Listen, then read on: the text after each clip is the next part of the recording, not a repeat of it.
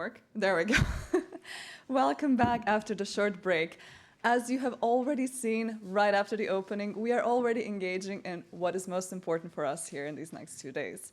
Discussion, collaboration, interaction, and convergence. We are joining ideas, we are meeting each other, and we are finding ways to move forward together. In the next 2 days, you will find a lot of opportunities like these. We really want to encourage you to join your ideas together, to work together, to discuss, and to experience new things at OIST, on campus, and throughout Okinawa, and within our lecture halls. We have some wonderful keynote keynote lectures for you, as well as panel sessions and discussions that will really extend your ideas of what's possible and what you might be able to achieve when we work together. As our first keynote speaker, it is a wonderful honor to introduce not only an OIST professor, but also the president and CEO of Sony AI, as well as the founder of the Kitano Symbiotic Systems project, Professor Kitano, who will join us here in a second, who will have an interesting keynote for you about what happens when we move beyond using AI for specific things and try to think on the convergence lines of science, imagination, and systems thinking. The keynote title is The Machine Scientist, Building AI that can make Nobel-worthy discoveries. With that in mind, we would like to open the first keynote of the Converge conference and invite you to a wonderful world of Professor Kitano's work and imagination. So please assist me in giving him a warm welcome to the stage. Thank you so much. Thank you. Well, good morning. Good morning, everyone. Sorry, actually, I changed the title. I've been working for this slide. A few weeks ago, I was notified I have 90 minutes talk. But of course, it's going to be like a Q&A, so it'll be, you can switch to my slide, I guess. Yeah. So, this is a very different title that has like a scientific discovery part in the middle. But like 90 minutes is pretty much like a whole lecture in the OIST course. So welcome to my lecture. And what I want to talk about is the importance of the convergence. And then, as the title clearly indicates, you need diversity to converge. And then diversity comes from the intrinsic nature of the complex, adaptive, dynamical system. That's what I will focus on today. And that's really the important part. And then what my mission here is next, this 90 minutes. I'm not going to spend the entire 90 minutes, but I want to, I try to convince you why the concept, systems-oriented concept, understanding complex dynamic systems is important, why you commit in OIST, why you invest in OIST and Japan, and that's my goal. Okay, so of course, people talk about convergence, but convergence means that you have things to converge. You have a whole monolithic idea. You don't need to converge. That's pretty much it. But you need a diversity first to be able to converge anything. And one of the most important things in science today is to understand and control large-scale, complex, adaptive, and symbiotic systems. Whatever you talk about a biological system, financial system, engineering system, whatever it is, well, all we are dealing with is a very complex and large-scale, dynamical, adaptive, and symbiotic system. We want to be able to understand it. We want to be able to control it. We're understanding it. It's more on the academic and pure research, but at the same time, only understanding is not able to control it, probably not going to do any good. So we want to be able to control it as well. So if you want to be able to understand how health deteriorates, how we got sick, but we want to be able to control it because we want to cure the disease. We want to be able to understand how the green gas, carbon dioxide goes up, this is a socio-economical part, how that impacts this planet, but not just understanding, we want to be able to control it. Otherwise we won't make a solution. So it's very practical, and then the reality we are facing is we need to be able to understand it, and we need to control it. Of course, we see a lot of investors here. For your investment perspective, you have to be able to control it. You won't be able to invest like activity, you just understand it and give it a warning. But like, you have to be able to control it. That's where the values are. And this is really the critical part. Now, that actually spans the entire systems, biological system, intelligence system or information system, financial system, social industrial system. That's all go into like a same category in a big picture. Like this is like complex dynamic system. And by the way, this is background photo. This is generated by like Mid-Journey when it says like give us an image of the highly dynamical complex adaptive system, and this is what they got. Okay, so AI has like a pretty good understanding how it looks like, So that's like whether like AI overtake us or not, like that's another thing I'm gonna talk about today. But I think it's like those are the very important things. Okay, so this is the part of the molecular interaction diagram, which is basically the yeast cell cycle. Yeast is a very small cell. This is budding yeast, like when you actually grow the beer or wine. Or sake, we use this is small organism called budding yeast. And this is like a very small part of the yeast cellular interaction, molecular interaction inside the cell, which is the molecule or the cell cycle, which cell divides. And then it's like we read 1,500 papers going to the details, and this is like a gold standard. This is the most accurate molecular interaction map ever built in a cell cycle. Okay. This is 2010. We couldn't update it because it's so complex. And then in order to accurately reproduce this and then keep going, very small number of people, ideally one person, keep reading papers, understand it, and that's not possible. We can't really do that.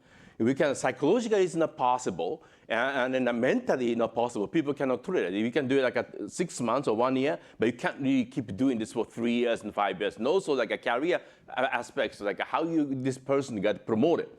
This is very difficult, actually, very difficult. So there's all kinds of reasons why human cannot go for the very large scale depicting, like documenting what's going on in a biological system.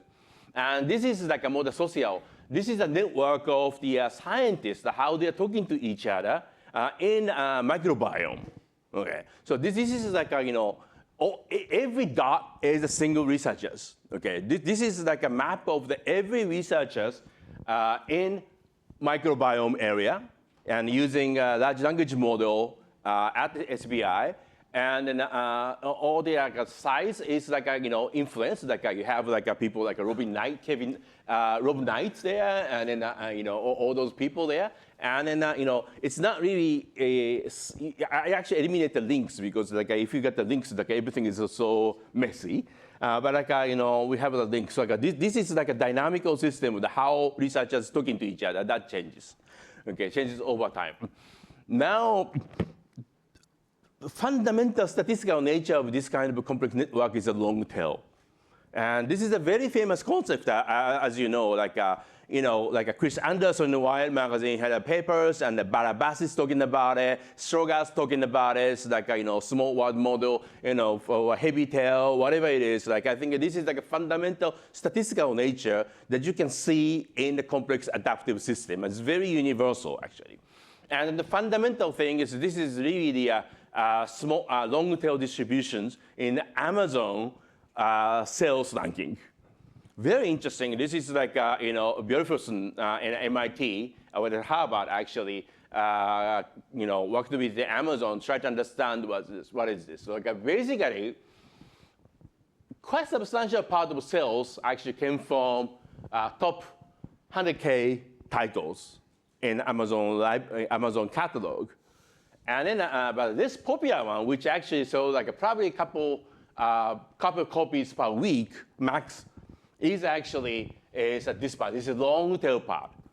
If you have a physical bookstore, you can only have like a small fragment of it because we can't really put like occupy the physical space to the books that may be sold one copy, probably in a month if you're lucky. You can't really do that. You just eliminate it. You have like okay, if you can order that, like you have to wait. But like in e-commerce, you can just browse through and you can click and order it. The reason why the theoretical basis behind the e-commerce is you got this part. And this part in Amazon is 40% of the entire sales. And that's why like Amazon scales and e-commerce scale, because by having a catalog, enable accessibility to the consumers, you get immediately you get 40% plus, because, and that's almost depends depends on the e-commerce. Some of the e-commerce had to start that part, tail part, actually the 65% of the entire sales. In Amazon case now, it depends which year, it varies actually, but 30 to 40% of the sales come from the tail part. But head part, this is bestseller books, right? So we all understand this. This is important. But not ignoring a tail part is actually very important in e-commerce. But actually, it's not just e-commerce. Tails everywhere. Okay. So I'll talk about tails today of the first half. And this is a distribution of the active compound in a kampo, traditional Japanese herbal medicine. When I give it to the rat and I take a blood, and then, using a mass spec to understand what is the intensity of each molecule and what's there. And this is actually a case of the Maoto, which is supposed to work on the influenza. And we found out it works on the COVID as well. So it's a very clear, quite extensive compound intensity in some of the things, very long tail. But we're finding out is you might think if you got extract a very intense one, and it will do things. But actually not. If you eliminate the tail part, efficacy goes down dramatically. So the tail part is occupying a quite significant part of the efficacy of the kampo traditional herbal medicine. And I'm going to that pretty much in detail later. And this is a human protein interaction network. So the rank is actually, so this is the importance rank. The K is how many interactions each molecule have in the human proteins. Some of the molecule has over 100 molecular interactions, which is very important.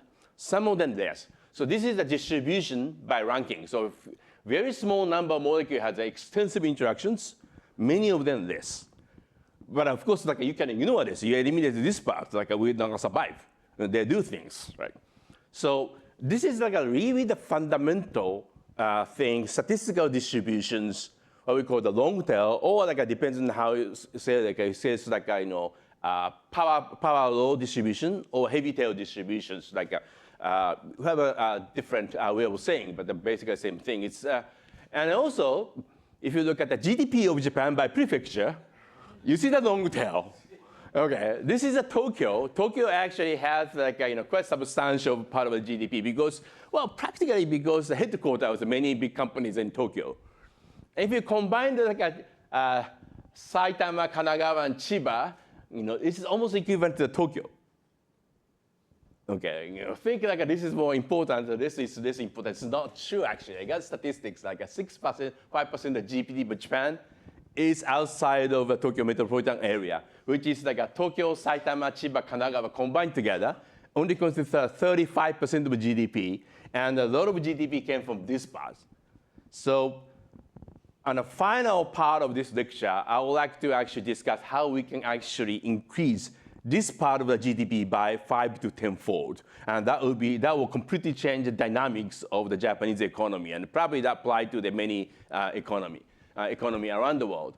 But I think it's you see the long tail. But of course, this the distribution changes, country by country. If you have the U.S., this is a little bit moderate. In the U.S., there's no such concentrations like in Tokyo. California and the state of New York and some other places has a very big concentration, but not as much skewed as you see in Japan. So this is an interesting part. So, okay. So why this is important? I mean, there are quite a number of axes that you can see. Always this ranking is horizontal, but vertical axis depends on the context. In a protein and in the kampo medicine, herbal medicine, this was the intensity of the molecules, how much abundancy of the molecule. And in case of prefectural GDP, that was a GDP. Now, in this diagram, it's this is the frequency event. What are you going to face? For example, this meant to explain how we're going to train the AI system or robotic system operating in an open environment, which people is interested. Okay, so there's all kind of activity going on. If you navigate the robot in the real world, the robot will face very different situations, right? Or if you are an autonomous driving car, you face all kind of situations. And then, for the event, it's not equal probabilities. Like some situations happen much more often, some is very rare. And so that was going to be the long tail in an open environment. There are cases like a very peculiar situations what the autonomous driving car face in the road, probably once in 5 years, or once in a year, or probably once in a few weeks. But if you combine them together, it's quite substantial. If this accumulated sum of the tail part became 10%, then this autonomous vehicle will going to face a problem, like quite substantially. It's not going to be viable. Now, if you confine your system to work in a structured environment, like a factory you control everything, practically. So you don't really have this tail part because you don't really have what's going on here? Unless you screw up on the management of the factory, you don't have this, right? You have all the controllable situations, what kind of things like a robotic system will encounter or AI encounter will be vast, but they're going to be long tail. It will be a control. So it's a short tail, or tail don't exist. In this era, AI system or artificial system navigates pretty well actually.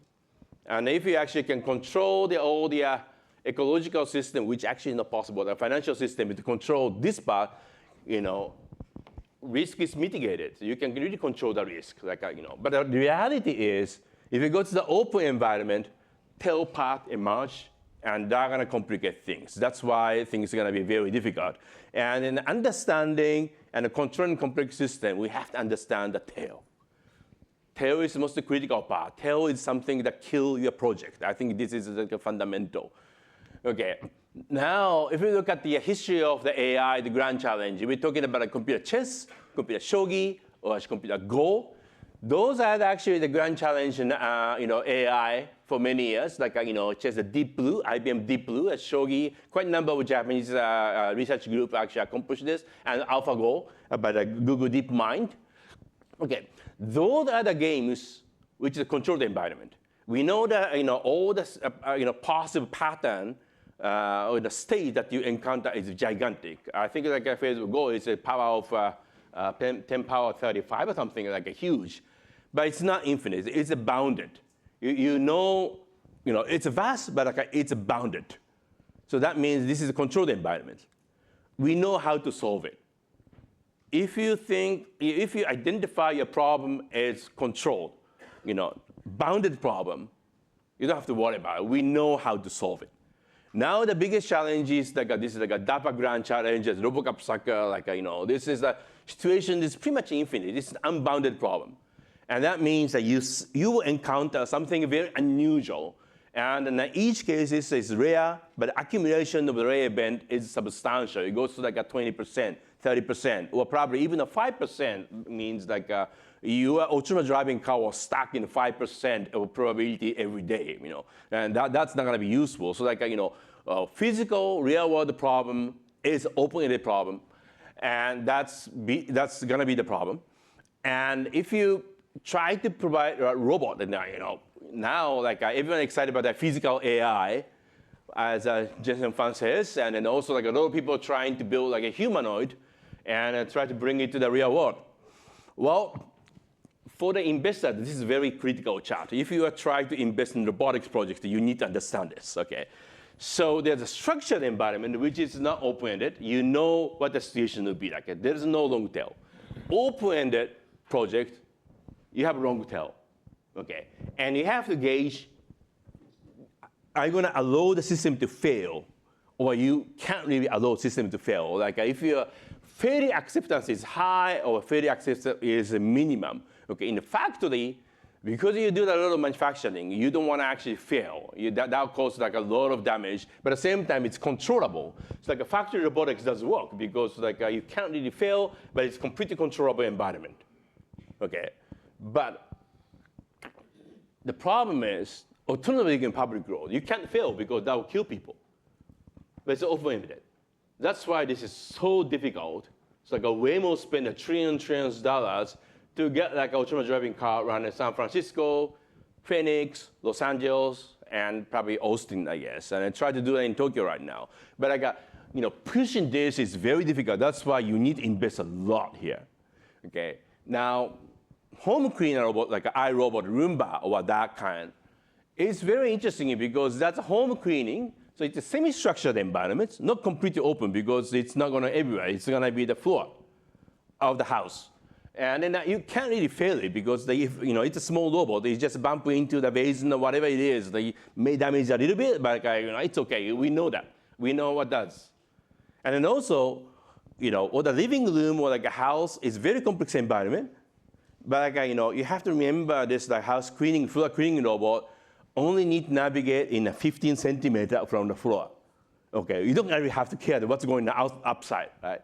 So whatever the complex, it doesn't really matter. Like a 15 centimeter from above the floor, that is where they're navigating. The complexity is minimum out there, actually much smaller. So that's why, and then with combined with the failure acceptance, because that the home cleaning, floor cleaning robot doesn't work. So this a green line, for the diagonal is a sweet spot for the robotic systems. If you're, a company that you want to invest on this sweet spot, yes, that's feasible. I mean, that's probably be good. But if you are going this way, okay, you got to be careful because this company will require a lot of money, a lot of follow-up investment to be able to navigate comfortably in an open-ended world. I mean, this is the reality. And the reason is a long tail, because there's a long tail part of the event in the open-air world. Now, this is AI training.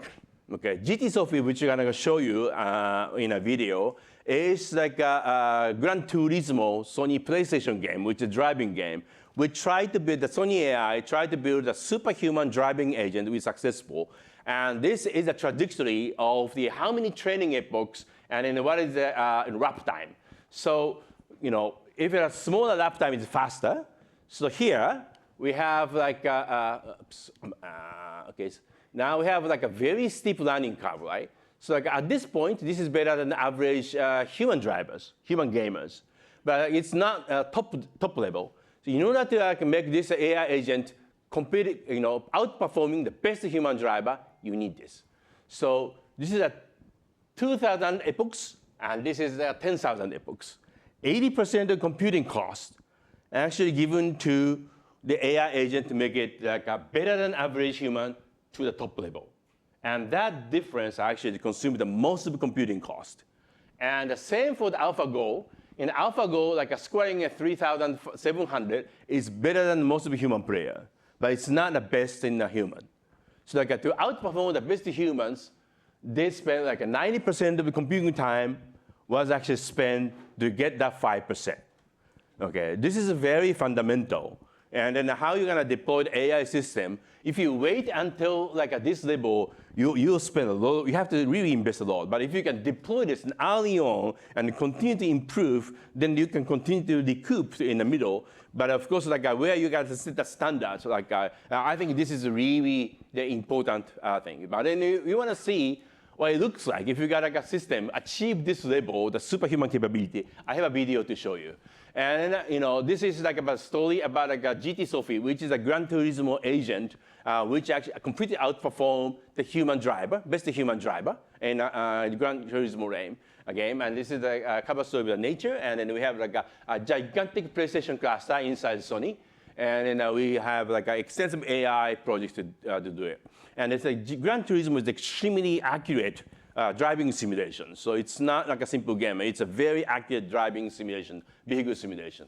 And this is actual footage from the competitions by the AI agent and the humans.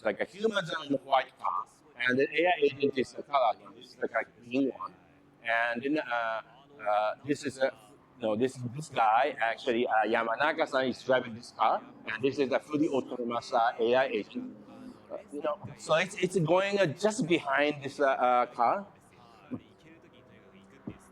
Pretty interesting. I mean, sometimes if you're really on a racing, you think it's very difficult to actually drive the car just behind the opponent car, because of aerodynamics and appearance. But we analyze a log And then we found out like an AI system is driving the car in actually in high precision. They're actually steering and then changing all the throttles at the sub-millisecond, and that's why they can be stable even under the turbulence. But like, this is how things go. Now, it's a tactical maneuver trying to actually getting inside the corner and then overtaking it. Okay, so this is pretty good actually. And so that's why this vehicle, like an AI agent, completely outperforming and best human drivers. Okay.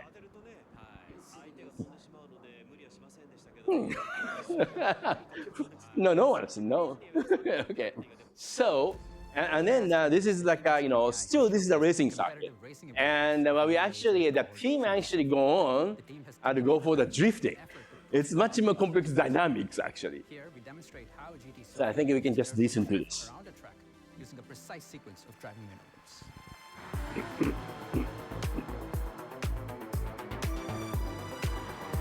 AI can control this.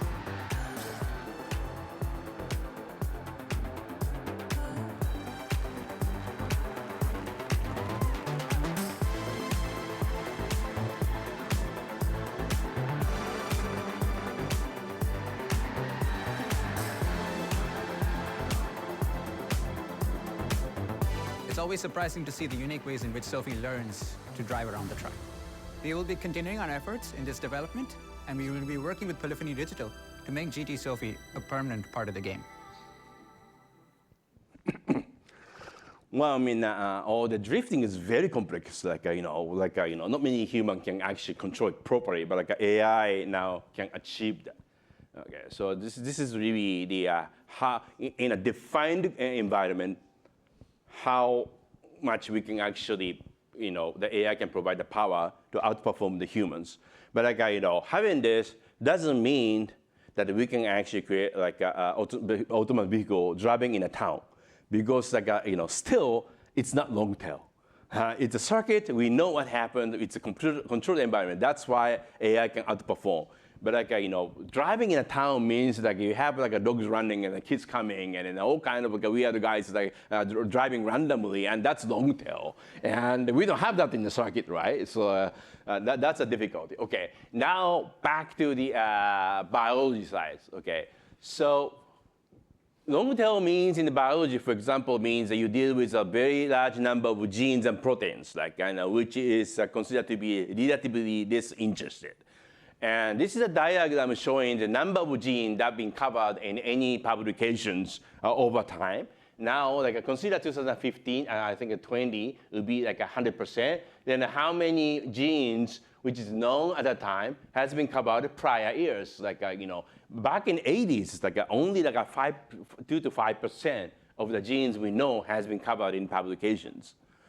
After like ABI 370, like a highly automated genome sequencing machine came out, and this is like Lee Hood and Hankapila's inventions. Then we started having a lot of genome sequencing. That explosive increase in the number of genes that has been discovered and covered. And this is another amino acid. So like this is 100% is like 2015, and this is like a huge increase after like 2087, which is like a time like ABI came out the sequencer. So this is something going on. And the reality in the biomedical research is this. Okay, back in the 80s, most of research has been the specific genes, like only like 5% of the gene that we know today has been the dominant part of the research. After this sequencer come up, we start seeing a lot of research on the tail side. Okay, we're talking about long tail now, but tail didn't exist before because we couldn't see the tail. So like after like all the omics approach, comprehensive large-scale approach, we start understanding their tails. Of course, like we know that there are tails, but we couldn't see that. Tail has been the ghost, and then now we see the real tail after the automations. So this is really interesting because like for us to be able to talk about the tail and deal with it, we need highly efficient machinery to analyze it, understand it. So otherwise, we only have to focus on the head side. And then a very interesting part of the head side, this time was very much reductionist approach. Like if you do like a knock out this gene, this happens. So like, therefore, this gene is responsible for this function. So there's like a very much like a direct correlation with the biological function of the gene. So like at that time, like we have like many genes named at the period called the cancer tumor suppressing genes or tumor causing genes or disease causing gene, which actually very reductionistic idea. We know like it's not single gene. It's a collection of the network which actually do things like cancer causing, cancer suppressing. So like, most recent genes are more neutral. They don't really have like a very specific functional name in the genes that have been studied in recent days. But that time like many genes have a very specific name associated function. Sometimes turn out to be completely inaccurate actually. So this time it's very reductionistic. And there are reasons for that because at that time, like most of gene studies has like a very dominant genes, has a lot of interactions. If you knock at a gene, have a quite substantial effects. Therefore, its reductionist approach does work to some extent. At the same time, it looks like there are causal relationship. Well, partly yes, but like not entirely. Therefore, actually, they label like this is gene's responsive service function. That was the approach. But like after looking at all the tail side, we start seeing the things are more complicated. Particularly if you deal with like genes and tail side, they need to have like more coordinated interactions as a network to be able to affect like some biological functions. Like biology getting really changed, all that shift change in the biology. And the same thing happening generally in the scientific discovery. Like, if you look at the game of Go, there's a confined space. There's a limit to that. We know what is the maximum number of states. Scientific discovery, this is unbounded.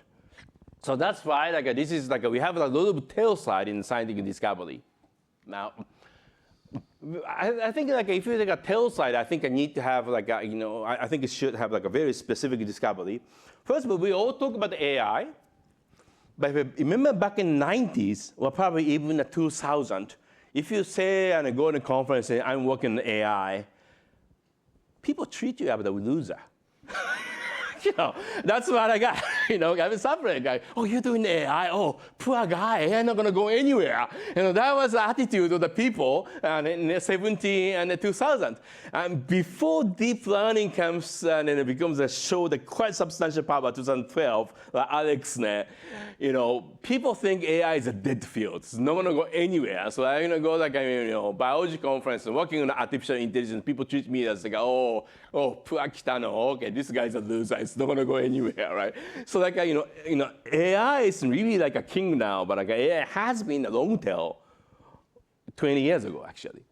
Or CRISPR-Cas9, that's a completely changed the genome editing. But that's actually came from the very, very basic research of the immune system of the archaea. So it was not really the head side for sure. Or Shinya Yamanaka's iPS was big. But it's kind of interesting. I was Kishimoto-san actually gave the money to the CRISPR funding JST, the money. But that program was meant to be the immunology program. Okay, I actually had a discussion with Kishimoto-san how he decided to fund. But then he actually got the immunology program. He actually decided to fund some of the immunology program. And he found out that small amount of money left from his budget. And then I found Yamanaka's proposal interesting. He just gave it to Yamanaka-san. But this is IPS, right? Nothing to do with immunology. So I think it's very rare event, or a long tail side that Kishimoto-san decided to give money to Yamanaka-san, which is completely unrelated to the program he's been running, actually. So this is really interesting. But the tail side is very interesting because tail side where the big revolution come from. But at the same time, going to a little bit of detail, tail is a bit more complex than people think. Sometimes people think it's a scale-free network and it's a monolithic, but actually it's not. It's a combination of multiple patterns. For example, this is long-tail distribution of metabolic network. But some of them actually have the specific distribution like a blue and a very different distribution like a green and then a red. And combine them together is a parallel distribution, but there's an internal structure and the distribution that we need to capture that. It's not really simple. Sometimes people tend to simplify the structure get a statistic, but like, it's really like much more complex. We need to understand that. Also, like this is the study we did, like I don't know, this is like 2009. This is like 16 years ago.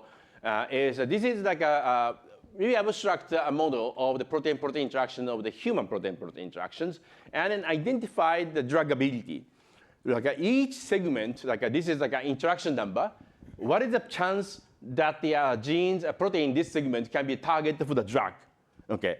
So those are the genes like which is very famous, like a P53, or very considered very important. A lot of studies. Those genes are less likely to be the drug target because anything touch this drug will have like a big side effect because it's so important. So it became the dominant half of the protein network. Touching that actually causes a lot of side effects. That fails. Okay, so there are a lot of side effects. So you can't really do that. So like a sweet spot is somewhere bearing the backbone, and this is a highly druggable area. But interestingly, this part, which is considered to be less important, has a reasonably good chance to be druggable. So very interesting. So it's a tail side also has some effects. But like there's like a structure, a three-tier structure here again. So generally, we start seeing, although this is a long tail has a structure. Okay, head part, and then the middle sections, and tip side of the tail. So it's very, very important. So, and then this is like, again, Eric Bjornfsen has like Amazon's, had a very detailed analysis. And they found out, actually, tail side has a different coefficient. So like this red line is what he found out. So like a dotted line is what he actually wrote the paper before. And a new analysis indicates like there's like a drop-off point. So it's the tail is not monolithic. There's like a specific distinctions, which part of the tail that you're talking about. And this is very important to understand. And also, if you look at the structure of the network, we tend to have like a repeated motif called the architecture, which is either we call the bow tie structure or hourglass structure. A lot of input, conserve the core, a lot of output. Two types. Things like a metabolic network, the core is highly robust, very conserved, highly robust. Eliminating one or two of the molecule in the core doesn't really affect. Okay, so very robust. This is the metabolic network. Signaling network, the core is very small and very fragile. They only have like a 3 to 4 core relaying the signal from the receptor to the core, like all the functional part. And if you eliminate some of the core, or things not work, it will completely destroy the entire system.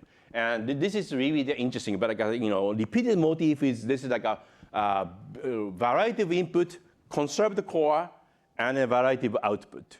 But this is a repeated motif. But like a core and then nature is different. And then when you do the evolutions, output, particularly the input part, evolve very quickly. Therefore, like biological system can adapt to the new environment, new stimuli. Therefore, that part actually replicated. The receptor changes dynamic, changes like variety, and that all connected into the core part. So this is interesting. This is biology, but it can be in the same for the economical system and the other system as well. And this is something very we need to really remember this. And this is like actual network structure or the metabolic network. It's a little bit abstracted. And this is how things are going to work in a signal transduction immune system. If you look at this, like this, all the signal, pathogens and all that, come to this very specific interaction, like an innate DC cell, dendritic cell, and a CD4 positive naive T cell. This interaction is critical, triggering immune reactions. And if we breach this, immune system doesn't work. And then there's all kind of thing in the downstream. And if you got the big picture, is that this bow tie structure, hourglass structure, is everywhere. This is nested structure. So it's basically, this is the fundamental architecture of the complex network, at least in biology. And you can see same thing in other places. Well, 2009, after the subprime crisis, like Bank of Japan asked me, can you actually make sense of what's going on? And then we published a paper on the biological robustness. Some of the researchers at the Bank of Japan read my paper and then sent me all kind of document and then on the box and boxes and said, can you actually read this and then give us a lecture? What happened, exactly what happened. I thought like they should know that, but anyway. So, same thing. This was actually the variety of housing real estates, a lot of investors core was pretty much like 4 companies. The Fannie Mae, Freddie Mac, and AIG, and Citi, which actually mediating this like asset. And then that actually asset evaluated, the other side is not known. Like investors don't know what's going on the other side. The only thing is actually valuation is Moody's, which completely screw up the valuations, And then the core became breached. This is the entire catastrophe of the financial system. Therefore, there's another core came in, which is Fed. And then, U.S. Treasuries, like they put a U.S. bond and buy back things, like things like that. Like, like all the risky operation overnight in the weekend, right? So like this is like a, breach of the hourglass structure. And that was actually the breached structure was saved by the government. And that happened. And then why this happens actually is if you look at the diversity, usually diversity helps. But actually the careful analysis indicate there's like a theoretical model why they can reduce the risk by having all the real estate about it. They assume the binomial distribution of risk profile, which is wrong. And this is the power law. Power law means a much higher risk than binomial distribution. So statistically, that's wrong. But of course, like a financial market still using binomial. And they actually distribute by the geography, so they should be distributed. The problem is that they distribute it, but like each segment, they have like a real estate asset in a specific segment on a specific ethnic groups, actually. And that actually became the risk factor. And that was homogeneous around the regions. Like they actually look like a geographically diversified internal structure of the highly homogeneous. So like it's not diversified at all, actually. And there's a tranche structure which is causing cascading failure. They actually have like a low class grades C, class C, which is a high risk. But like this is actually breached. Then actually that affects the class B, which is a little bit preferable. Because like there's a geographical neighborhood, like if specific neighborhood goes down, it will affect the surrounding neighborhood, which is a class B, and class B going to class C, and that means the neighbor of the class C, which is supposed to be class A, goes down to class B. So this is like a avalanche effect, and that actually combined together becomes catastrophic failure. And this is how things are going to work. I mean, there's a hysteresis and the overshooting reactions, all the subprime going down, and the systemic failure. And that exactly what happened. And then this is really, you can look at like all the control theory and the Shannon information entropy theory, which is basically how you control the complex system when there's like an information channel extremely noisy. Okay. But of course, like if the control theory and the Shannon information theory works, financial crisis is not going to take place. But like human psychology is playing, what we call the greediness and the ignorance play the bigger role in completely overcasting control and information theory. So that's what happens. So like same motif actually comes in a biological system, of course, like information system, the financial system, and a biological system. Like if the systemic failure happens, that we're gonna get disease. Okay, so like aging in the process of losing the control, and when actually get a tipping point, we start having a very serious disease. Okay, how are we gonna reverse this? This is one, very, very critical questions, and then I think it's a little race for discovery on this area is going on right now. And then we approach like using a systems biology approach. And then this is one of the proposal of system biology, and then that requires convergence of the molecular biology, genomics, bioinformatics, control theory, information theory, engineering design, computer science, and high-performance computing. Only when we actually converge everything, we can understand what's going on as a system. But still, it's a long way to go because it's long tail. Okay. Human is not good at dealing with the long tail. We can focus on something, but tail part is so extensive. You see this like a molecular interaction map. We can't really do this. And that's really the issue, but which I'm going to go talk about this. But then what would be the science policy should look like? But if it's like a tail side, we can't really focus on something really fashionable, something people think is important. We need to have a research with a curiosity-driven research. We'll actually work on the tail side. Otherwise, we'll be completely skewed. So it's very important to have like a scientific research program for the exploratory funding, focused research program. This is a big budget. And then the moonshot kind of thing, which actually will accelerate research on those areas. I think those 3-tier research structure is very important, and this is theoretically very important, because if this is a long-tail distribution of the importance of discovery, this should be the way we fund science. And then, one best example is, again, go back to Yamanaka Sensei's IPS. IPS didn't come out from the blue. There's a specific project funded by Japanese government, headed by the Hayashizaki Sensei and the Raiken, the Phantom Project. This is a multi-year, multinational, major project funded mostly by the Japanese government to have the functional annotation of the mammalian genes, and including the non-coding RNA. I was part of the project, so I know what's going on. It's like a gigantic project. And a database created by this Phantom Project is a database that Shinya Yamanaka actually used, identified, get a list of genes that may reprogram the cell. And he came up with 23 genes and put them together into the cell, and confirmed that can reprogram the cell. And he optimized it and come up with a 4 minimum set, which is called Yamanaka factor, and got into the IPS. Without this, I'm not sure if Yamanaka-san got to the IPS.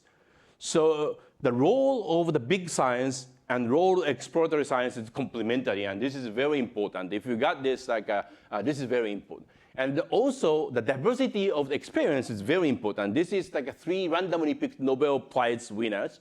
And then Jennifer Doudna has undergrad in Sonoma College and a graduate school and Harvard, and a postdoc in Colorado, and professor at UC Berkeley. Very different. And then Stephen Chu, undergrad in Rochester, and graduate, PhD, and postdoc at the UC Berkeley, and a corporate experience at AT&T, and professor at Stanford. Demis Hazzard, a Nobel Prize winner last year, as undergrad at Cambridge, grad students and postdoc days in UCL, and visiting researcher at MIT and Harvard, and running the DeepMind. So this diversity of the experience is very critical. So I think it's very important. For example, OIST have only grad school. Well, that means undergrad students come from somewhere else. And then after they got a degree, they have to go out. They can't really stay here, basically. I don't know if there's an exception, but usually we keep them out, and which we think is a good thing. If they continue to be in OIST, they only know OIST, which is not desirable. People come and go. People have a different experiences. That's really the fundamental, and it's very important. And also, a diversity of funding sources is very important in the U.S. Salk and Janelia farmers, they have all kind of different kind of modality of institutions, modality of funding sources. That diversity is very important, because have a different perspective. If you don't have diversity, people might think, wow, now this is AI is important, and now immunology, this is important. They go to the head side because it's important, but that's red oceans. People don't take care of the tail side. Diversity ensures the investment will be done on the tail side. And this is OIST. I'm actually the PI for the COI Next program. Thank you very much for the Japanese government. And we actually try to have the convergence of the multi-omics domains and the well-being domains. And then we do a healthy environment, body, and mind. And this is somewhere in the middle of the very diversified and in the moonshot kind of project. We have a structured quite a number of the mechanisms enable the researcher to have a diverse view. At the same time, we try to foster synergy. We're going to have a diverse multi-domain research going on, some of them cross-domain synergy, and some of that in nucleus core, we're going to have the convergence. And we don't force them to converge, but we foster them to converge. We have the working sessions and all kind of experiential sessions. And then some of them we're going to have with the JPEGs, we have a open center, energy open centers, and already there, and then we're going to have more open centers. And there's a governance there. There will be evaluations and help them to actually go, and then either going to scientific research or spin-off. And this is the structure we built in. And then OIST innovations, we're going to have all the incubator now. I mean, thanks for the METI fund, and then JST, and then Mix fund, and then cabinet office, and then we start expanding. It's very, very important. So this is the structure, and we're trying to build one experiment is trying to get a flywheel. This is more the business idea. So you're an investor, so I think you're familiar with the flywheel idea, but we are having very specific a platform kind of research. We'll foster the research in this area, or make organization mechanism into this and try to actually grow and speed up the research and the spin out activity in the OIST. We'll see how it works. Also, like we're working very closely with the industry, and they're probably increasing more. We have like a very international network and top level. At the same time, like this like all kinds of collaboration going on here. And then we have like a visit by case like Doyukai, and then those to people. Yeah, so like we have more and more activities going on. Now, then what's next? Okay, so now going to the second part.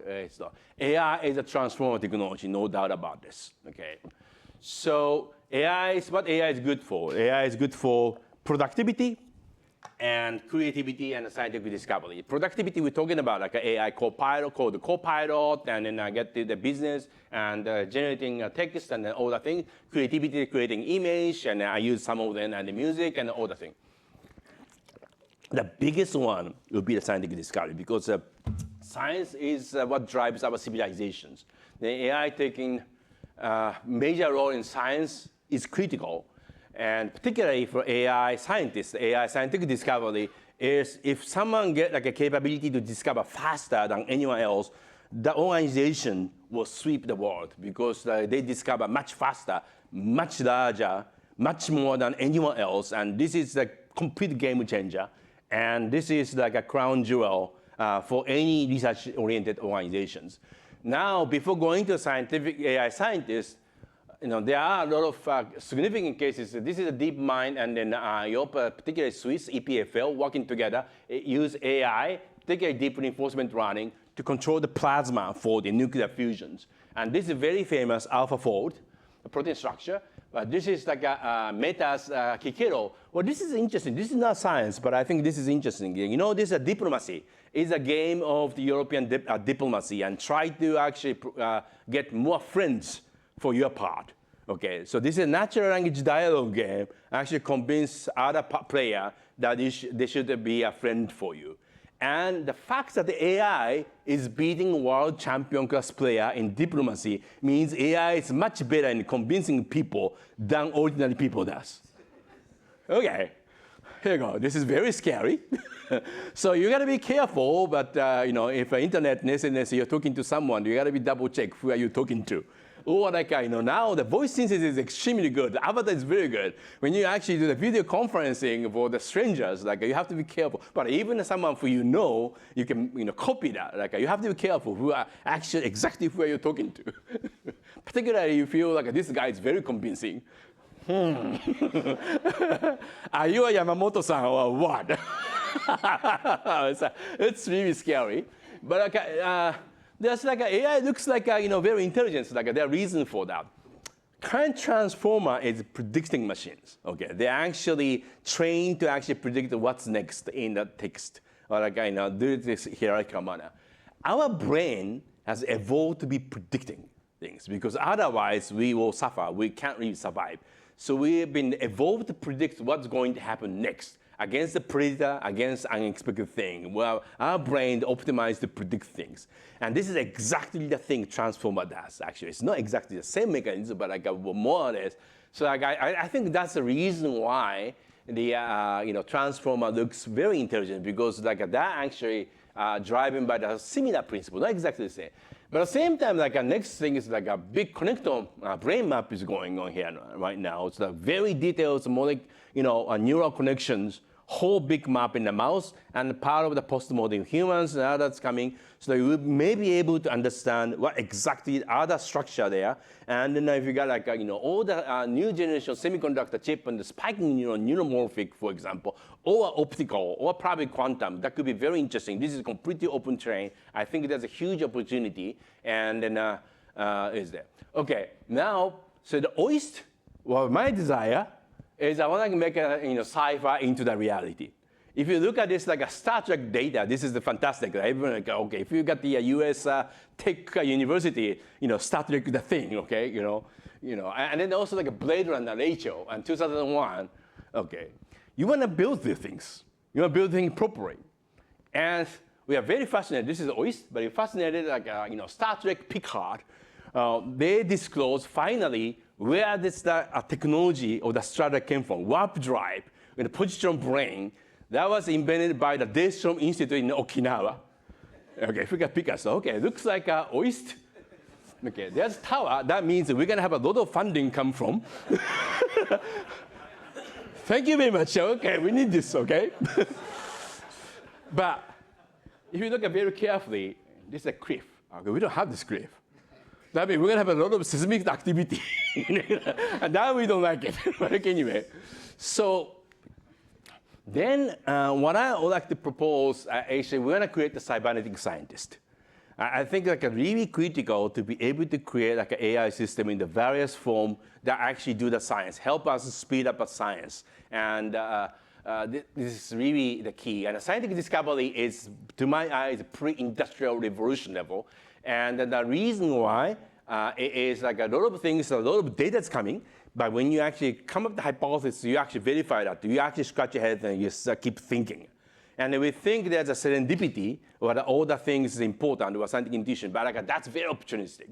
We're not systematize it. Like, that's why this is a very pre-industrial. So like, this is my own trajectory research. Like one of the research, aging research, was like a study in 1994, clinical study in Keio University in the 1960s. So this is like a very long time period. And then all the process, like the only thing I did comprehensive was the computer simulations to come up with like a possible mechanism.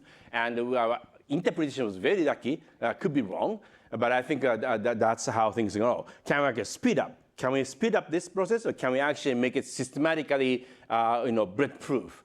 And then serendipity, discovery by accident, scientific intuition, those are the main thing. Okay, this is the fun part of science. I'm a scientist. Like I know this is the best interesting part. But like, should we continue to rely on this, or can you actually make like a system AI system to take care of that part? We're gonna accelerate. And that's actually a fundamental question. And there's all kind of limitations. Information horizon, information gap, and like all kind of things, but I'm not going into detail. Only one thing is the information horizon problem. How many papers do people publish per year in the biomedical field? 2 million papers. Okay, you can't really read it.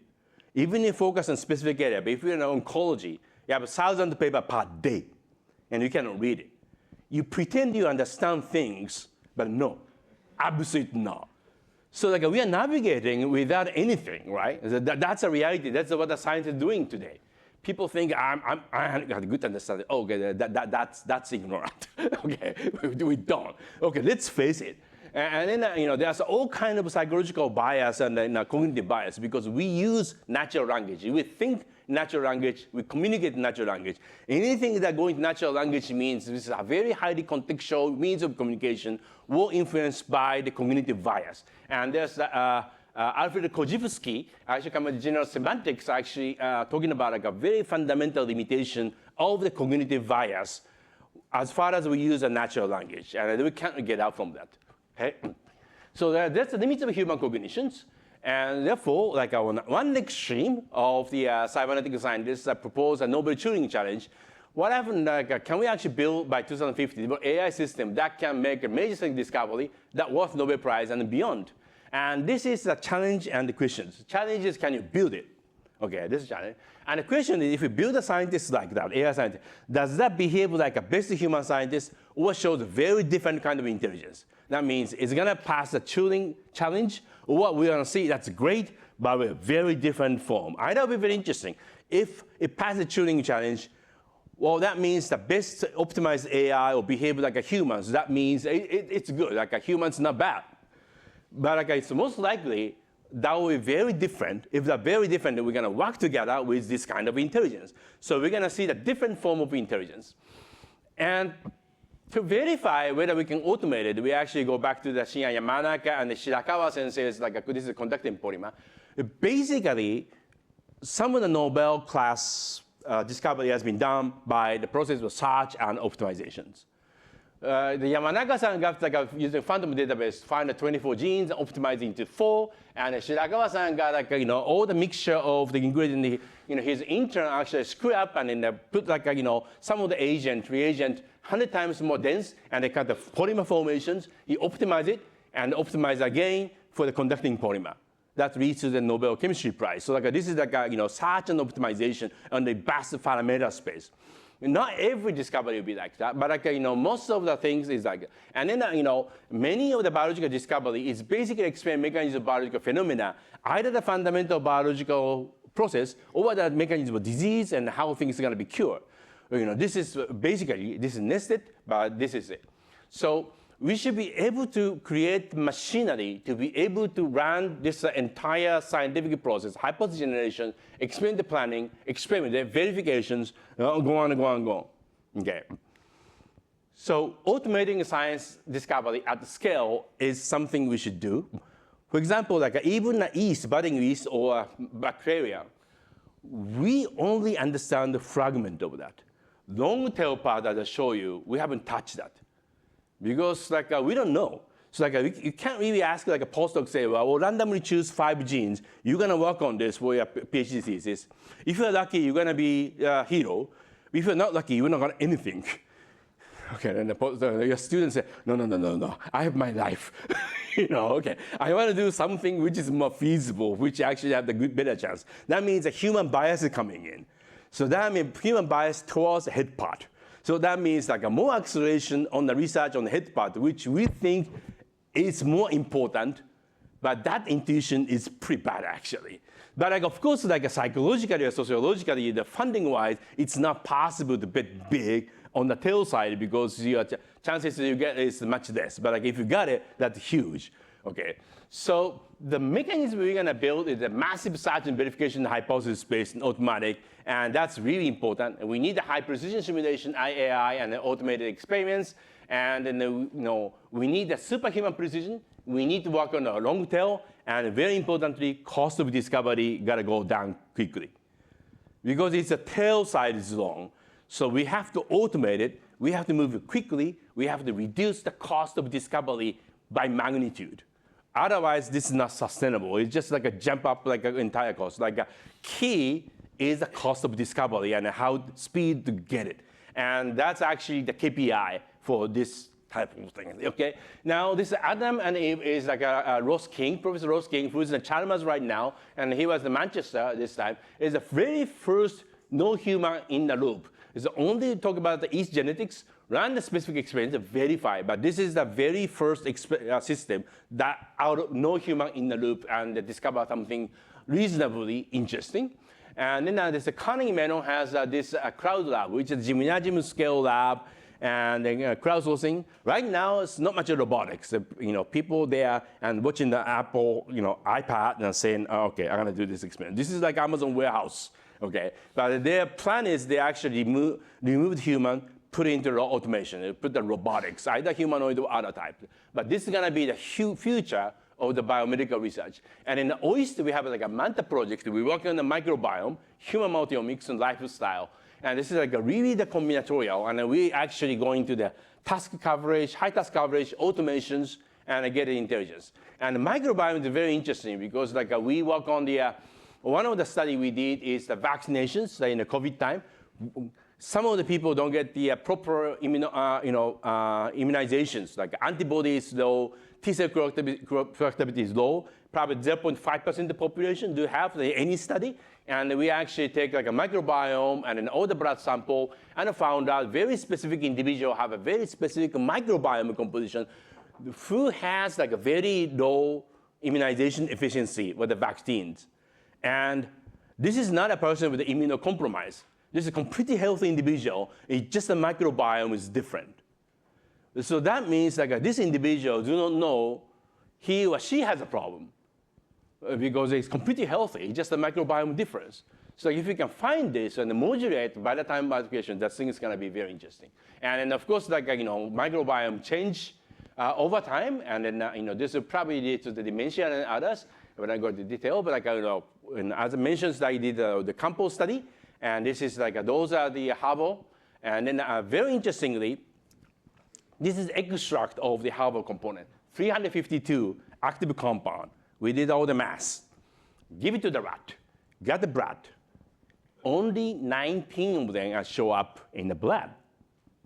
Out of 352, only 19. 3 we know it's converged. And 56 endogenous, it's inside, but activated by the Campo medicine. And 35 is unidentified. So this is what's going on. You think having all the Harvard medicine and active compound, we are taking that. Actually, the only fraction of them show up in the blood. A lot of things go somewhere else. and then I show up something. So like this happens when you eat food or anything, this is what's happening. We don't know much. So I think like if you do this, we need a lot of assays, mass, microbiome, everything, and we need fast, efficient machinery, and this dynamically change and then all that. I mean, all kind of details here, I'll kind of skip that, but like, I think it's really important to be able to understand very complex systems. Therefore, we are creating fully automated meta-genome analysis system in my lab, in lab 5 here. And then, this enables like a much faster and accurate assay. And we're doing the metagenome. We're going to go to metabolome. We're going to do the epigenetic in the future. So like, we're going to try to get an entire multi-omics, fully automated and efficient, and reproducible in the multiple sites in Japan and outside of Japan. We have already a few inquiries. They want to install our system. So once we get the stability, and then we can sell this or like install it. And then, all the details of the, we have to chop down every single step and then make it work in the robotics, okay? Then we are trying to get like all the metagenome, metabolome, the soil, oceans, and the metabolome, the food, microbiome, plasma. So now we can create a database. That's something that we're trying to do. I mean, to do this, we need automations. And then we're going to actually do the flywheel for that. Now, so we all understand by now that automation AI is very efficient, particularly going to the long tail part. There's no question about that. Just a matter of the cost. But the question is, what process a human drives better? Because like a human is not better at all the brute force things. Okay, can we actually discover CRISPR-Cas9 by AI? I'm trying to figure out how to do that. We still can't do it because it's quite an inspiration. It's like identified a very minor research topic. I mean, sorry to say minor, but like, it was not really, certainly was not the focus at that time. But like, she was working on that, and that's how, overnight created CRISPR-Cas9, and it's all the thought process and working very closely, but it's very difficult for the current AI to come up with this idea. And this is a little bit technical, so I come up with a much simpler one, explanations. Loudspeaker design, okay, like this. In a box, and other parameters, optimizing this is easy. I think AI today will do much better job than average human loudspeaker designer because it's single parameter, optimize it, little tweak.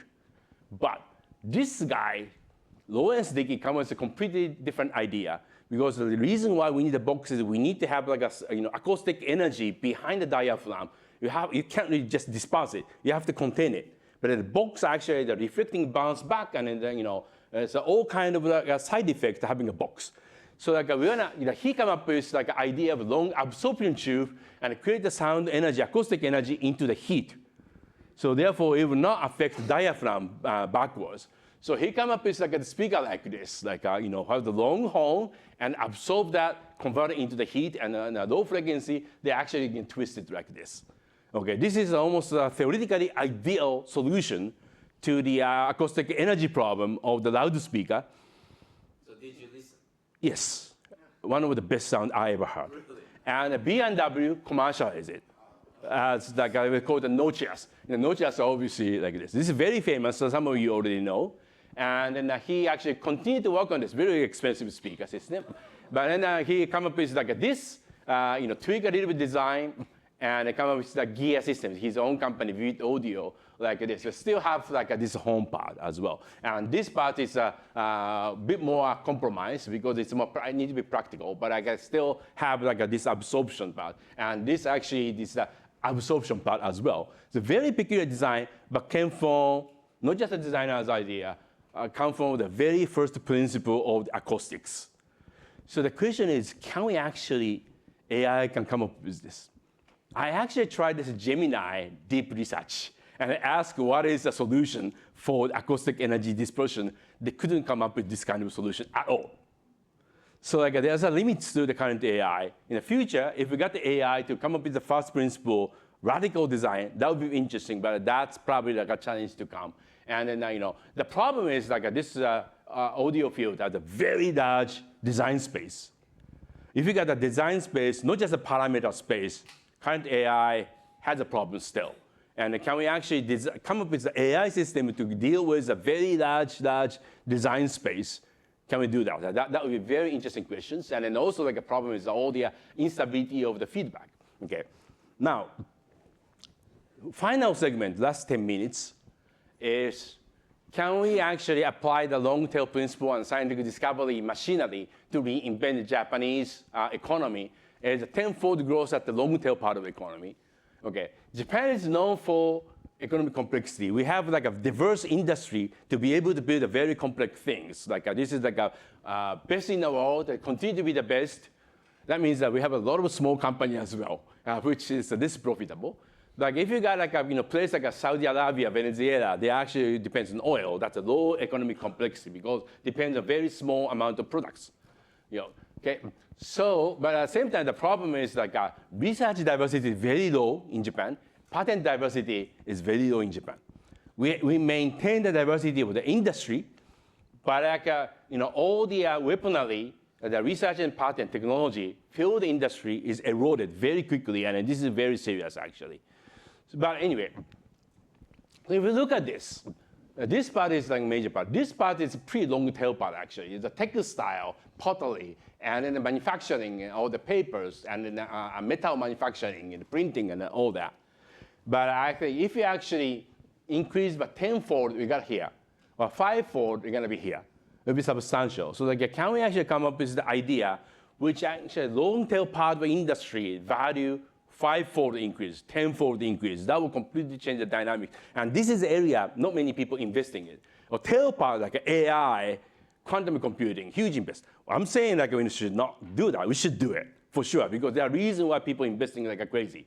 But like, this is a completely ignored part of the industry, and I think that if you got like a slight increase in the idea, that's interesting. For example, Nishijin Textile in Kyoto, or the production decreased by tenfold, or probably a 20-fold over last 20 years or 30 years, and then, so it's pretty much like a dead industry sort of. But like, this is like interesting. I met a guy called Hoso-san in Kyoto, and he came up with the idea, but Nishijin Textile has weave on a 70 centimeter because it's folded and use it for obi, for the kimono. He actually came up with the machinery to do it for 150 centimeter. Now, he opened a completely new market, like wallpaper for the Bulgari Hotel, Four Seasons Hotel, Ritz-Carlton, and selling internationally like a quite substantially bigger number than he does for. And he's actually able to stitch it and tolerant for the rain and the wind. Now became like exterior material for the construction site. For like you can see the Ida Industry Pavilion or in the expo in Osaka. So if you reframe it, completely different. So I think this is very interesting because of the loudspeaker design, that Lawrence Dickey reframed the questions, and this Hoso-san reframed the questions, not just the parameter optimizations. Can we do that? But at the same time, reframe, that is not the only thing, but you have to do the technical innovation when you reframe it. So that part, I think that we can do all the AI. And so like OIST, we have an interesting project, the Bashofu, which is a local textile industry, and come from this agricultural products, and just like, they take like a textile from this. So the only problem is actually, because it's completely handcrafted, manufacturing capability low, and quality is varied because it can't have like a constant width, and then it's very fragile. Therefore, they can't use a machinery to weave it. If you can actually put some science in it, some technology, to be able to have the high standard quality and the stronger one, then we can actually weave and it goes to the big number. And this is a biomaterial and the circular economy, and I think it's going to contribute to Okinawa economy quite substantially. So like, then if you got like example, like how about like if we try to get the Bashofu industry tenfold increase in Okinawa, can apply for the other industry as well. And this is an interesting project going on in OIST right now. But of course, we are not alone. This Vietnamese company, the founders are actually Cambridge graduate, which I found out. Is they have like this eco silky and a pretty high quality, textile system out from banana, lotus fabric, pineapple fabric, and all that. This is very interesting. I need to really go and meet those guys to see what's going on out there. So this is really the interesting discovery. And then of course, like this, like all the long tail part of innovations, like a pottery. Pottery is like this is all the chemistry in there. There's no like a digital twin for the pottery industry as well. For example, if you can increase the value and reframe how to use it, I think that could be very interesting. And then of course, like we're talking about like billions of dollars on the large language model, which is, by the way, the fastest depreciating asset in the world. If you look at the trillions of dollars in large language model, next year the value is 1/10 of that. Year after that, 100/10 of that, because like a fast depreciating asset. But like how many dollars you spend or yen you spend, history and tradition is not something you get, and that we have in Japan and other places with the long history. So we have like all the tea ceremony value chains, and then all the story from the Japanese ancient story about Ise shrines and all that. And the gastronomy is good, and all the textile, pottery, and all the traditional industries. Like I think it'd be very interesting because this is the strengths we have, all the systemic history. So if you got like traditions and terroir and science and technology, I think that's the true north we're going. Now, so I think like a cybernetic scientist, well, this is really the hot topic. This is the head side. Like we're gonna win this. We're gonna win the big. But at the same time, this will accelerate long-tail part of the biology, material science, engineering design, and help long-tail part of the economy, because if in order to have like a technology innovation in this, because each industry is small, we have to have a reduce the cost, significantly reduce the cost for the inventions and discovery. So like this is the intermingled. And this is really the critical part, and it's like one of the message where you should be investing. And I think this is one of the interests with OIST having right now. And final slide got in the long tail. I think like a long tail part is very important. And then, this cat is not I created. This is actually created by the Microsoft like a PowerPoint design advisor. It seems cat is everywhere. They are actually controlling this universe anyway. So, so it's got this long tail. Well, thank you very much, and I'd like to have the questions.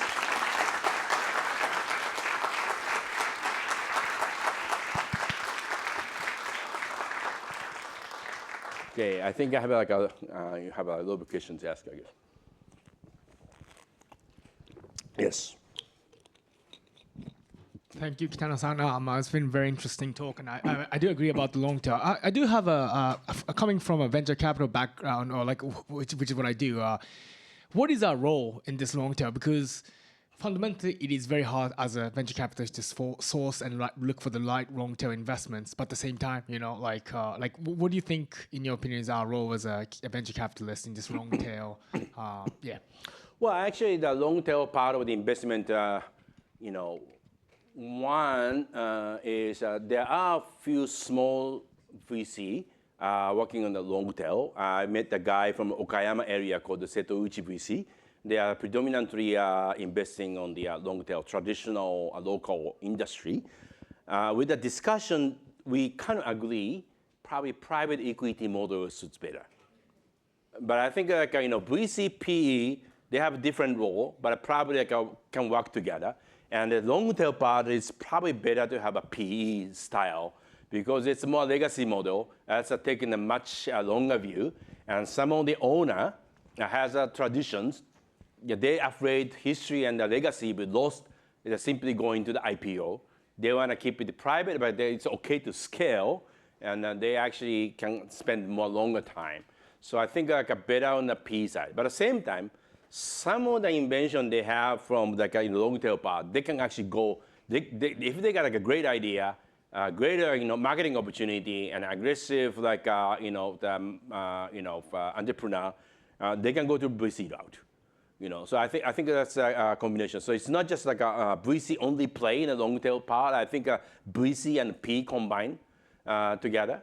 And then also they need the technology, they need the management skills. So I think that's some of the academia, for example, what OIST can provide. So I think this is a really interesting combination. But at the same time, for VC-wise, I think you need to understand head part, middle section, and the tip side of the tail. Because kind of behavior you're gonna need for the investing and then opportunity is very different. Because head part, you need the cash intensive. You only have a very few winners. You have to bet on the winners. And then the depreciation ratio is extremely high, particularly in the AI. So, but like, there are reasons why people invest in because it's important, but at the same time, it's red oceans. But like a middle section is very interesting because very solid industry. Some of the company can be sizable, they might actually already on the market, public listed company, or like, want to be privately held. The tail part is interesting because this is the upside you have. So like if you have like, all the ROIC of the investment portfolio, you're going to have a long tail, for sure. Like you have like a big winners, a tail side. This is inevitable. You think like about the tail side, why do we invest? Like, of course, this is nature. If you invest, you're going to have like this distributions. Like you're going to win big on the head side so that you actually have the screw up on your tail, you need time. But like, there are reasons for the tail side, right?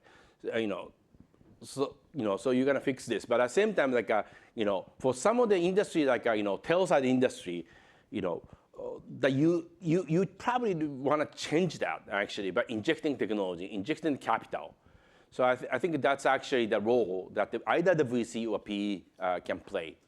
And particularly, it's interesting. Next 5 years, a lot of owners of that local industry, they have to pass the management to the newer generations. Their sons or daughters or newer generation.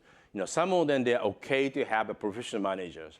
The huge opportunities open in the next 5 to 10 years in Japan and probably other Asian countries. When I talk about this in Davos, there's the guy from the UK who's in one of the staff in WEF. I says the same thing in the UK. So I think like for the country with all the history and the legacy, I think we all face the same issue that there's an industry important. You can't really drop it, but it's not fast growing. So it's not a VC route for sure, at least like as is. But like, they don't want to lose it. And now coming to the stage, they have to pass on to the next generation. This is a huge opportunity to rejuvenate the economy.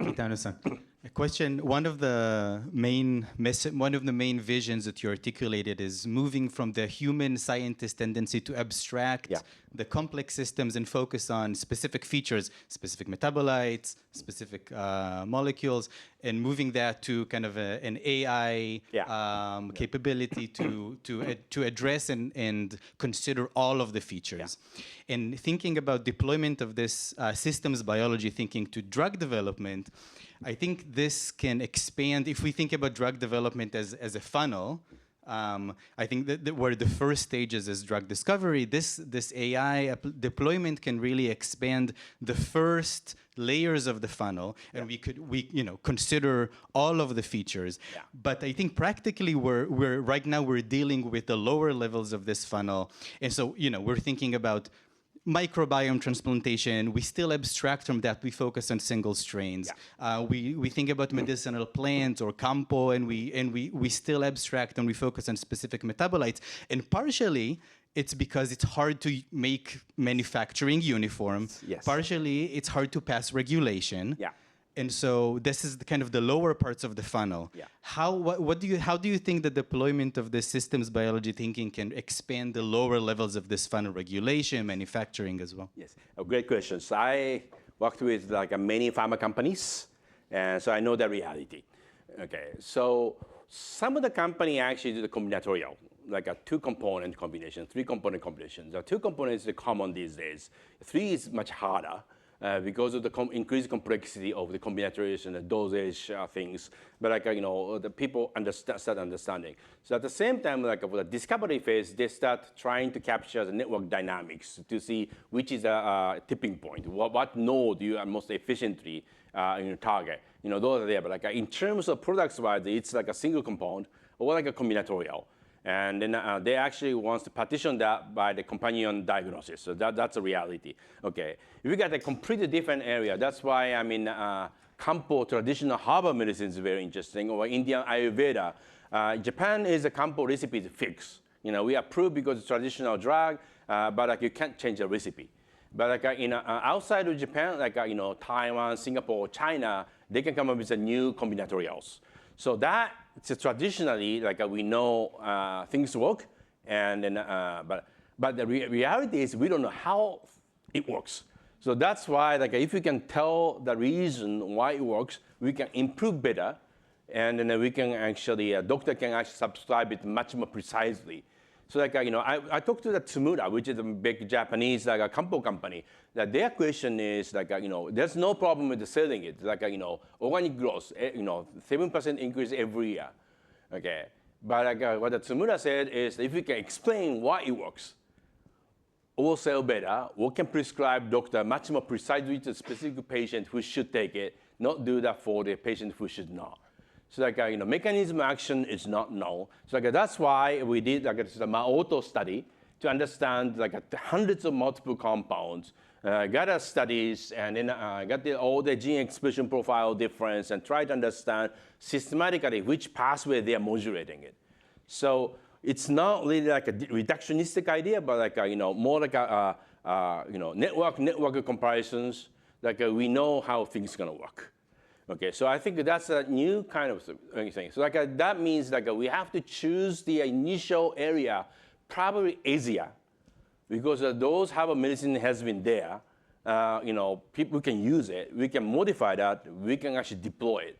That would be harder and probably not US or Europe because we're gonna have like a much stricter regulatory approval, and then probably a paradigm is more the monolithic, like a single compound paradigm. Where the Asia we have like herbal medicine is common thing, and then we have like all the culture heritage of like what you eat is it defines health. So like it's not just like a herbal medicine, but we actually expand into the food. But that makes things a little bit complicated. But then the business, what exactly the business agenda? So probably we should actually work with very close with the herbal medicine company, and probably like a clinical franchise to be able to better diagnose what's going on at the large-scale cohort study on efficacy and then possible side effect of the specific herbal combinations and then food combinations. So that means we have like a magnitude complex assay system installed because like we have to measure more. And that's why we're building this like all the machinery here, gearing towards the era of the multi-component systematic intervention in the very complex systems.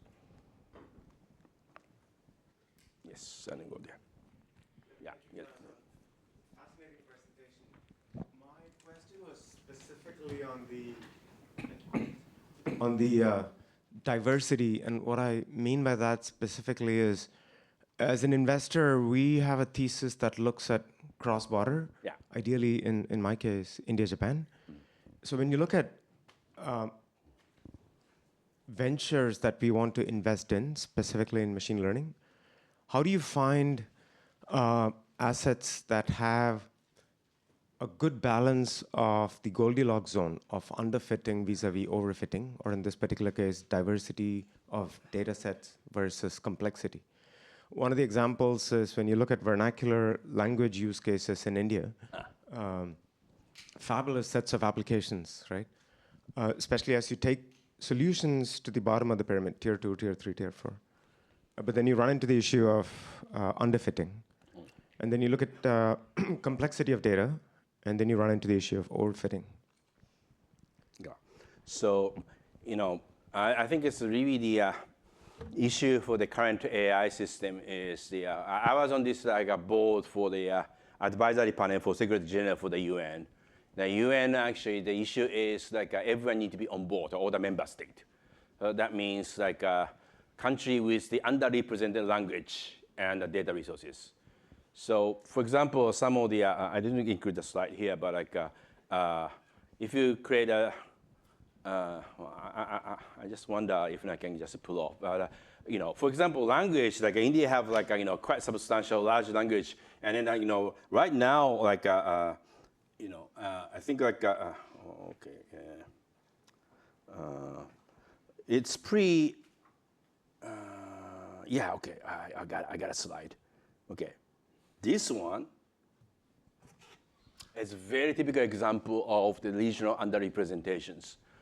I actually put the ChatGPT to the image of the outside of the Jaipur, very specific, okay? And then women's local costume in the sunset and dusk, very dusty, but not completely, dark. Got the branch of the wood tree and going back home, and this is what you get. you don't get this, okay? What you get is this, right? So obviously, Midjourney has a very underrepresented image of the local people carrying the branch of tree back home. No, obviously, if you go there, like, no one do this actually, right? So this is one example. So like, language, like image, like this is a highly biased data set. It's skewed for the English-speaking area, skewed for the US, North America, and Europe. Now, another example is I did like this, just to create an image of the Notre Dame, the one shot. You get a very faithful reproduction of Notre Dame in Paris.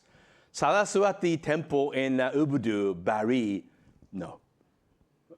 Completely lousy because it's completely underrepresented. The language is the same thing as well. So I think like an issue is we need a coordinated effort, probably the best in the open source, improving the government sectors, to have like a reliable data set for the regions which is underrepresented now. And I think this is the critically importance. Like if you want to actually do the large language model, Gen AI in India, so we have like an issue of like major language, probably 5 major languages you can cover it. But like something like very underrepresented, it's very difficult to cover. So like if you can't really serve to that community well. So like I think this is the common problem. Every like a Gen AI companies, not even a Gen AI, but like if you're gonna do like a nationwide campaign in India, you cannot do it because like translation is not catching up. And then translation dub is not catching up. Like all the underrepresented language, there's less interpreters, less company who can do the translations, and they're more expensive because of their high demands and those small number of people. So I think we need to have like a highly competent AI system to fairly represent diverse set of the language and the cultural resources. I think that's critical. So I think like I don't know. I mean, exactly how to do that is a big issue. Like I can't really design, UN we're talking about, like we had a report we need to do that, but like, what exactly UN can do is like not very clear. So I think like, it would be nice to have like a private government initiative going after each government, like going to regions and then universities and then do that. I think frankly speaking, I think Japan should really lead this because I think like we have reasonably good resource and then we're actually working with the Global South. And then trying to help them to create sufficiently high quality open source language and image resources in a region is a very important thing to do. And this is not like a Gen AI system is not like a PowerPoint or a Word. PowerPoint, Word, Photoshop. Anywhere in the world, you access the software, you get the same thing. AI is different. If your local knowledge is not trained in AI, you don't get anything.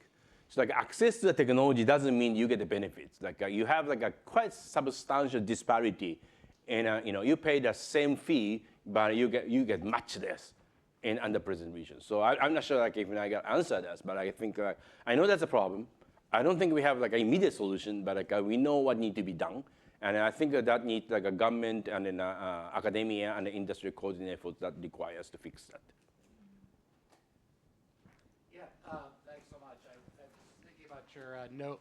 Your Nobel Turing project and the 2050 goal. Yeah.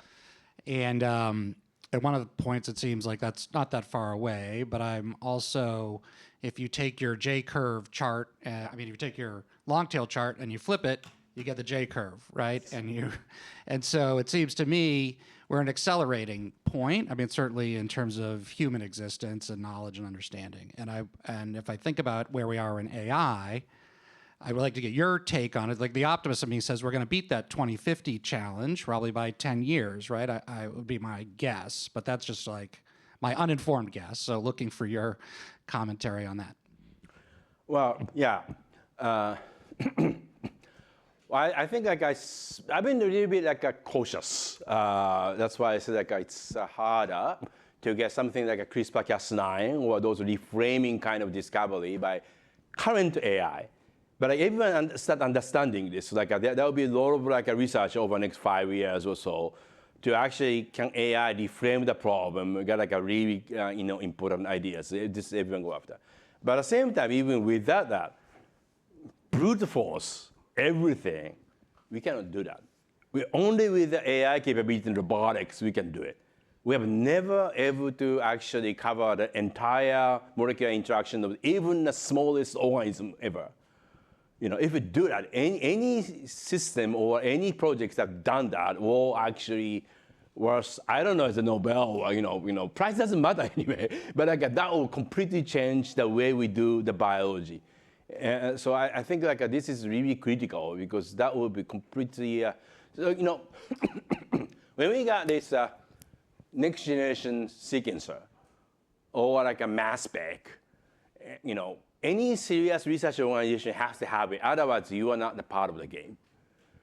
AI system in the next 5 years is going to be like that. If you have to have large-scale AI hypothesis generator, robotic system to work with that to verify that, and then if you got a specific cell state or all the cell, all the microbials, got comprehensive molecular interactions, profiling, at that level, and then a comprehensive hypothesis generation, you are not part of the game. And that's what I say. That will be completely changed.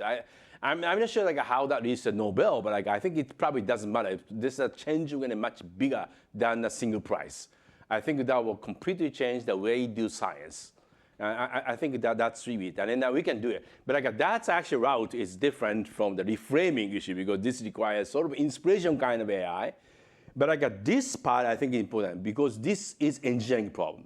We can do it in the current technology. It just requires engineering, management, investment, that's it. So we should get, this is like moonshot. Apollo actually, when they come up with, NASA comes with Apollo, they know how to get it. The only thing is they have to make it happen. I had the engineers, no failure, all the engineering, because all this orbital mathematics, and if you got this horsepower here, if you got a control here, they know they got to the moon. It's not like they need a genius to find out after get the JF Kennedy clearance. Oh my God, we need genius how to get it. It's not like that, right? They know how to get it. They have to do it. So this a comprehensive hypothesis generation understanding. We know how to do it. We need a little bit of trick, but we know how to. This is like a moonshot. This is like a portal. This is engineering project. We should just do it. That will completely change things. But this is reframing is a little bit different challenge. So I think we should go two-way. One is how we're gonna very inspirational AI. That's very interesting fundamental questions. And I think a lot of interesting parties here. We are working with the Crick Institute. We are working with EPFL, ETH. Well, those groups are very much interested in working with us on this in OIST. And at the same time, there's a lot of interest in creating automated machinery. So this is a two-tier approach, and both will have a substantial impact in the way we do science in the future. Okay. So I work in a venture studio where a lot of the model is part-time. So we're doing 40 projects, and it's possible because we've taken the remote work from COVID, where people are everywhere, and now we've layered on kind of AI ability to coordinate more complexity.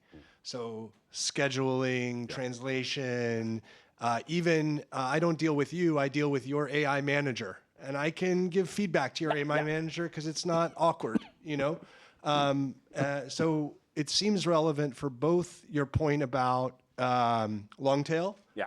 I can manage risk by doing 100 risky things instead of one risky things and diversify myself. Yeah. And also in terms of diversity.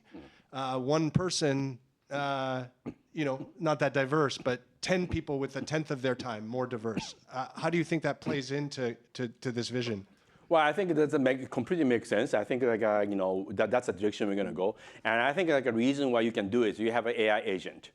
A cost for each project is actually you can hedge the risk. They're much more efficient. If you have to really dispatch your key personnel for each project, it'll be very difficult for you to do, right? I mean, this is because the AI agent to make it a fly, 10 times a bigger project, 10 times more projects handled by an AI agent. So I think one of the key is the cost of discovery or cost of innovations need to goes down to take care of the long tail part. And then of course a long tail part is maybe high impact, low probability, right? So like then unless you got like a materialized like kind of recoup the investment, you're losing money in the long tail usually. So like that means like you have to be very efficient. So I think like the key for make long tail works is we have to be very efficient, very low cost in innovation. That requires a completely different way of doing things, like AI agent in one thing, robotics and other things, and then more, so there are probably other tricks. But I think like a long tail part is actually where the jewels are hidden. But at the same time, like unless you harvest it, and then you have to do it very efficiently. I don't know. I mean, it's just the question, but like we can, that's okay. Maybe with that question, we could end the formal part of the keynote and thank Professor Kitano.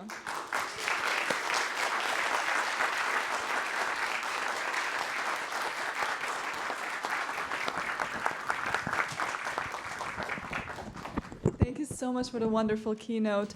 Before we get on with our schedule, just wanted to take a quick moment to acknowledge the fact that we are talking about science and technology development, and you will actually get the chance tomorrow to visit the Lab 5 Professor Kitano mentioned, where some of the research is happening. You will be visiting the Cybernetic Humanity lab, and you will be experiencing something most visitors to OIST don't get the chance to do. But as this Q&A session showed at the end, of course, science and technology and innovation never exist in a vacuum. So for the next session after lunch, we are going to have a wonderful panel with experts who are going to show us how science, research, policy, and capital fit together. And we will really talk about the convergence of these three different paths in the future of development. With that being said, a couple of housekeeping notes. If you have not been added to a WhatsApp group, we have quick questions and various assistance requests. Please grab one of the staff members here and ask them to be added. You can recognize them by them having, instead of blue, they have white cords on their lanyards. So please just stop them and ask them if you need any sort of help, guidance, or if you have any sort of questions. We are more than welcome. We are more than welcome to stop them, and we are more than happy to help. And as a last note, you are about to head out to not just a little coffee break and after that lunch, but also a full experience of Okinawan culture. You will be listening to music and engaging in some local cultural specialties. So please continue the discussions and develop the ideas that you have been inspired with in this keynote. Enjoy the lunch, enjoy the performances, and we will see you after lunch. Thank you so much.